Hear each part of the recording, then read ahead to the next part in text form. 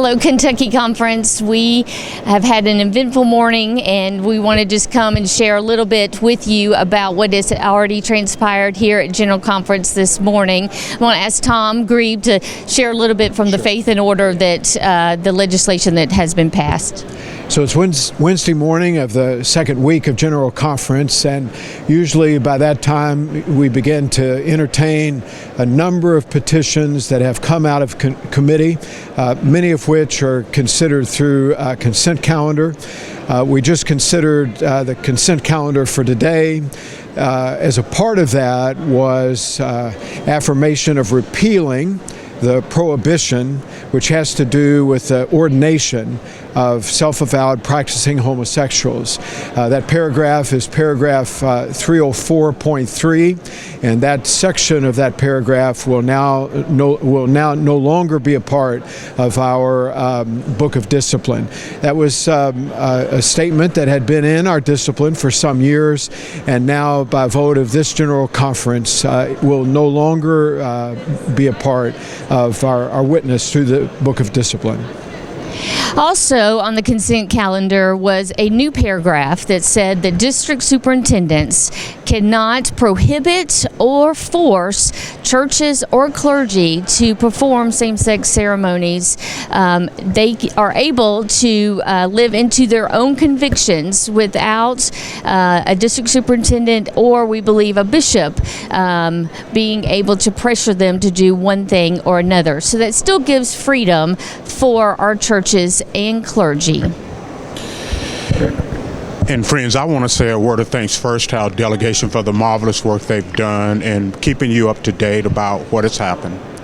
And I already know that the spin cycle has already begun.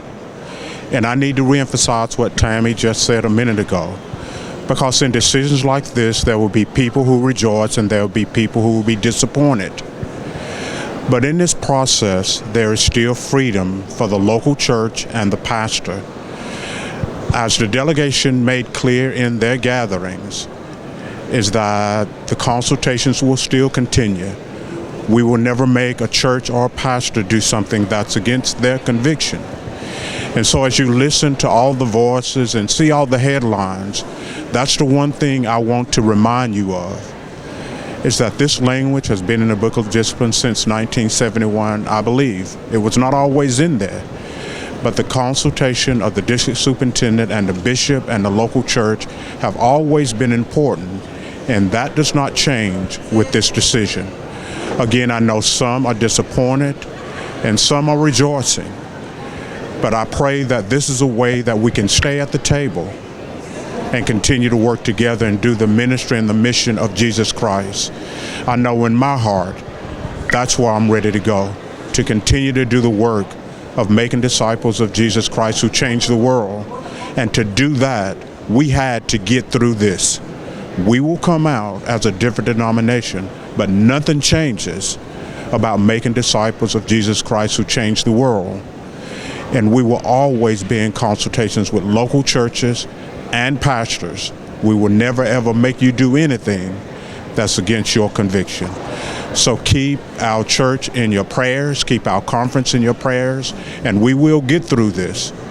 You have a marvelous group of leaders who've been here now for 2 weeks working on this. And so thank you for your prayers for us. But as you look at the spin and you receive the headlines, remember this, that you will always have a choice through consultations with your DS and your bishop and the local church. But we had to move through this to move forward. We anticipate more decisions happening probably this afternoon, and so we will keep you informed as those decisions are made. We'll be back before you. Yes, thank you very much. And we pray for you, our beloved friends in the Kentucky Annual Conference this day.